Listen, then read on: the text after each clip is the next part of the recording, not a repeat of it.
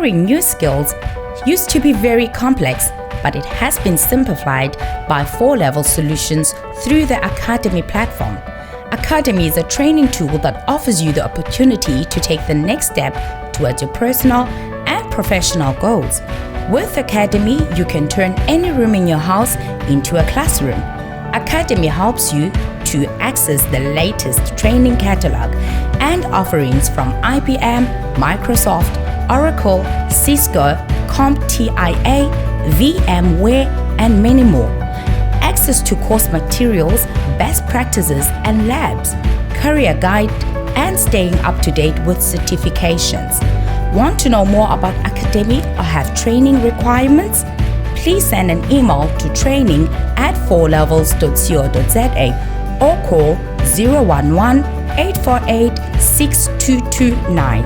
With Academy, you are definitely owning your present and empowering your future.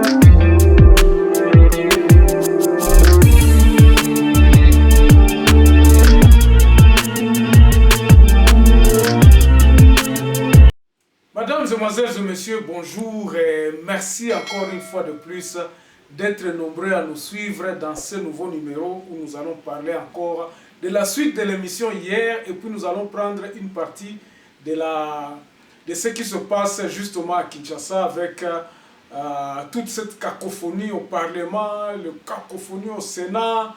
Il y a l'UNC qui va dans tous les sens, on ne comprend plus finalement. Mais ce qui nous intéresse, c'est la question de quelqu'un qui m'a posé cette question en disant, mais finalement avec la tournée du président de la République à l'est du pays, quelle est votre conclusion? Parce que hier, on n'a pas, lui, il sentait comme si je n'ai pas donné la conclusion. Donc dans 3, 4, 5 minutes, je veux parler de la conclusion de ce qui a été disons mon point de vue sur la conclusion de ce qui a été de la visite du président de la République à l'est de la République démocratique du Congo. Et puis après, nous allons prendre le point de vue sur le Sénat et tout ça. Pourquoi? Parce que j'en avais déjà parlé. Tout ce qui arrive aujourd'hui, je vous avais dit que tout ceci va aboutir quelque part, dont je vais vous révéler après à la lecture des grandes lignes, des grands titres à la une des journaux qui paraissent ce matin sur Internet. Nous revenons tout de suite après cette lecture. Voici les grands titres à la une des journaux qui paraissent ce matin sur Internet. Nous commençons comme toujours avec élection.net. État de siège en Ituri, le chef d'état-major de l'armée donne les directives. État de siège toujours en Ituri, 21 miliciens tués, des armes et munitions récupérées par le FARDC. Et puis, troisième vague de Covid 2019, 562 nouveaux cas confirmés, dont 536 à Kinshasa. Actualité.cd, état de siège en Ituri, Tshisekedi évoque un problème d'effectifs militaires et la mafia dans l'armée. La campagne de tolérance zéro immédiate démarre ce samedi. On va sur Congo Profond. Congo Profond zoom sur Elton Kayembe, le patron de la défense de GS Kinshasa. Et puis diplomatie, l'ambassadeur de la RDC à Lisbonne, porté disparu. 7 sur 7, les réserves d'échange ont connu un accroissement près de 158 millions. Et puis, état de siège, le maire policier de Beni installé. On va sur Radio Okapi pour terminer. Nord Kivu, le projet d'asphaltage de la route Kassindi Beni Butembo va mettre fin à l'insécurité selon le député Bindoule. Et puis, depuis Bunia, Félix Tshisekedi préside le Conseil des ministres. Merci, on se revoit demain dans un nouveau numéro. Au revoir. Voilà, mesdames, mesdemoiselles et messieurs, donc l'actualité va dans tous les sens. Bandeko, naloba eloko oyo na lingala pour que bato ebele ba comprendre yango. Naloba ki boye. Visite ya président de la République. Pour l'instant, il n'y a opportunité na yango ezalité. Naloba ki, qu'est-ce qui a motivé à ce que le président ba mubandule sasa Kinshasa kumpeleka Goma, kumpeleka Kasindi, kumpeleka Beni, Butembo na kumpeleka je crois que akufika tena Ituri parce que j'ai lu quelque part qu'en Ituri, la visite a été annulée. Nini njo il a tout découragé. Qu'est-ce qui n'a pas marché? Et qu'est-ce qui a marché? Ce qui a marché, c'est que le président était arrivé à Beni, il est arrivé à Butembo. À Beni, il a reçu les élèves, la FEC, l'association de mamans et puis la société civile. Ça, c'est ce qui est bien. Mais ça arrive à un moment où on n'en avait plus besoin. Parce qu'il n'a pas tenu compte de ce que nous avions dit. C'est ça la conclusion. Il n'a pas tenu compte de la population, des résolutions qui venaient de la base. Lui, il a pris une résolution à partir de Kinshasa. Or, cette résolution pouvait être bien être prise quand il était chaud, quand le peuple à la base réclamait sa visite. C'est là où le bas blesse. Parce que ndenge balobi basololi na ye na Beni ezate na ndenge o il fallait basolola na ye pour na kopesa ba solution. Maintenant on a assisté à une panoplie de réclamations sans issue, sans solution. Mais nous avions un cahier de charges, nous avions une route que la population a mise en place pour que route ya kokendeti na kozwa paix. Cette route consistait, je vais vous le rappeler, ça consistait au départ, sans discussion à Monisco, au cantonnement de FARDC, puisqu'il fallait identifier les FARDC qui sont là.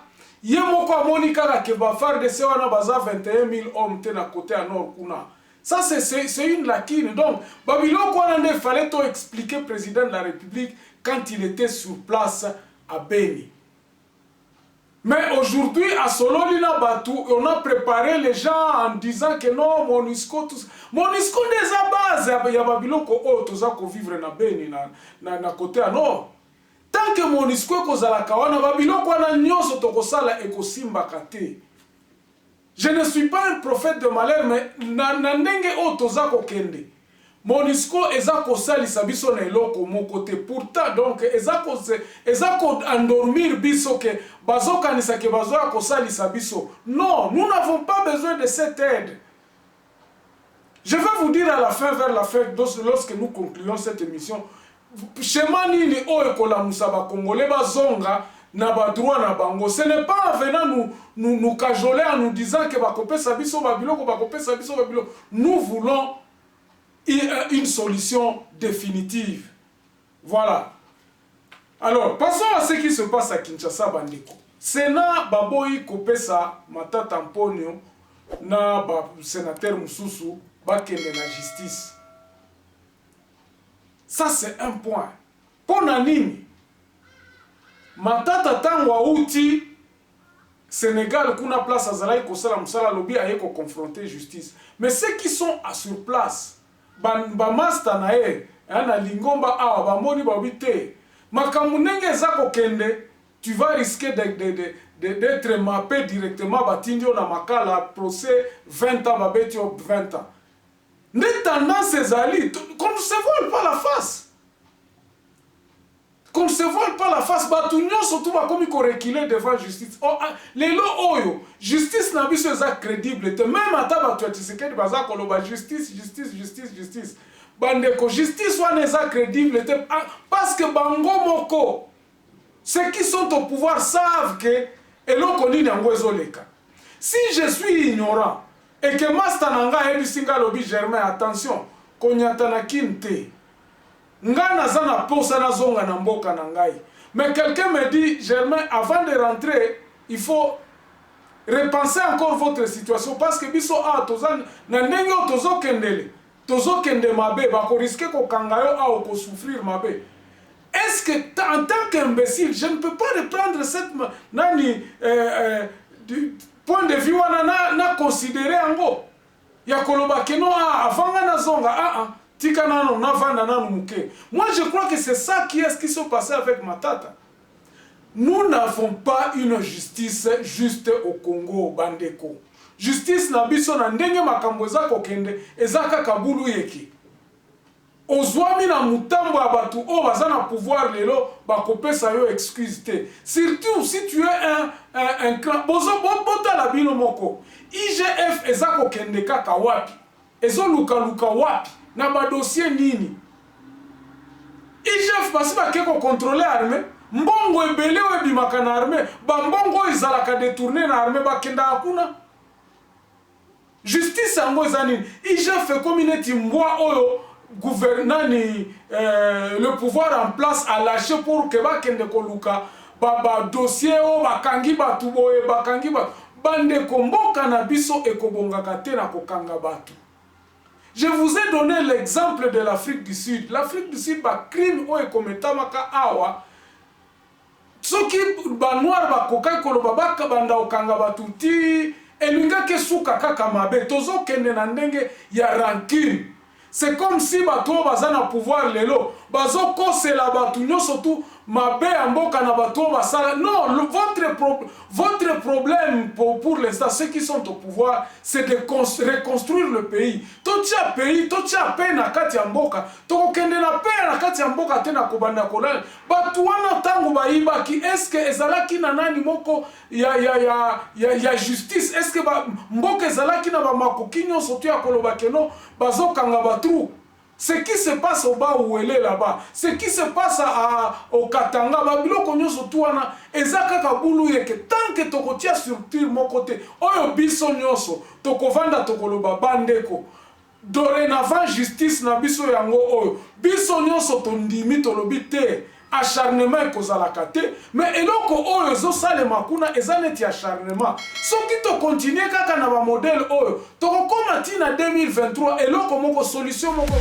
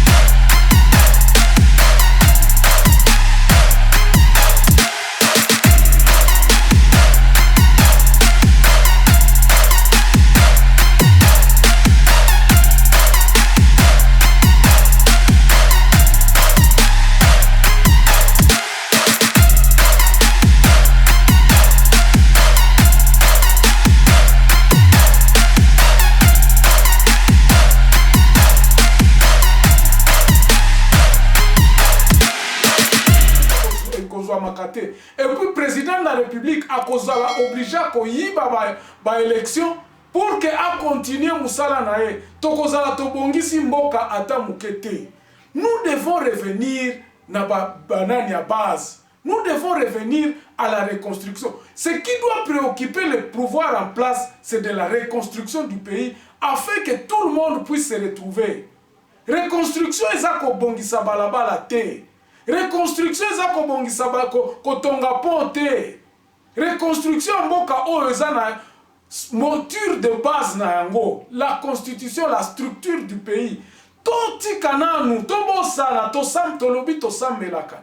Tobo sana biloko na bando kanga batu ba 20 ans, ba 30 ans. Et ça n'est que tozo ça la rancune. Ça ne nous sert absolument à rien. Et ça servir biso na tane eloko mon côté.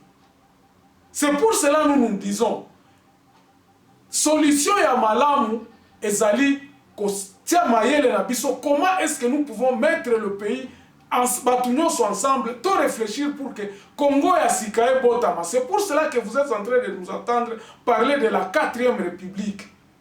Nalobaki boye, pona kota na 4e République wana, batu ya mayele batondi na Congo. Congo tondi na batu ya mayele oza na idete. Batu ya mayele bazali bakoki ko réfléchir maintenant pour que tolo bande ko biso tokanga mutute, comme le président avait dit, tokokende okota na pasete. Mais total ndenge ni toki ko vendre ensemble pour to bongisa mboka. Et c'est ça qui doit nous animer. Et là kwana nalobaki route map nango eza boye. Dissolution à parlement, dissolution à sénat, kotinda batu nyonso bakende na ba territoire. Tobenga ba état généraux à ba territoire. Que les territoires puissent commencer à réfléchir comment est-ce que nous pouvons mettre une nouvelle administration awa. Wana ba oyo batu oyo ba kosala na l'état ngo kosala ndenge nini. Il y a déjà ba bouquin belé ba batu belé ba tanga ba sala ba roadmap wana. Nga nazo inventer ango te bandeko. Nazo valoriser ango kaka, nazo mettre ango kaka sur les réseaux pour que batu ba essayer de comprendre. Tant que eloko wana ba état généraux wana ko vanda, soki ba état généraux evandi batu ebimisi ba résolution wana kei na ba province 26 provinces wana tikala. Nous avons que 145 territoires. Donc ba résolution ba 145 territoires et komata na ba province ko comme 26 provinces. Donc ekoyana ba recommandation na batu oyo ba territoire et poni na kati ya ba territoire pour ba kende ko discuter nini na ba assemblée provinciale ou bien au niveau provincial oyo na ba territoire nyonso ba sangisi ba makanisi ya ba territoire na kati ya province. Tant que sangisi ba makanisi na kati ya province, chaque province yesikoyo na batu nango o ba kokende na niveau national. À ce moment-là, nous allons renouveler et la classe politique n'a pas recommandation à la constitution à Sika. Constitution wanande ko salisa biso poto kende nango na quiétude to sala référendum tango ko sale mabatu nyoso tout ba grippe donc ba sepeli na yango et ko botama na ba restructuration ya Sika structure ya Sika ya Congo. Et puis à ce moment-là batu o bakoya na gouvernement eloko ya liboso bakosala il faut to sala conférence d'unité nationale et de réconciliation oyo ekobenga batu ya kala o bazalaki na ba gouvernement au passé baya koloba nini banande il faut to yeba pourquoi est-ce que guerre ezalaka kuna. Alors ceux qui sont au pouvoir ils ont à dire bayebi makambo na ndenge nini salemaka. Et c'est dans cette conférence-là, Oyo, ekopesa ba recommandation na yango ya koloba ke non, to se réconcilier na bandeko Oyo ba yibaka.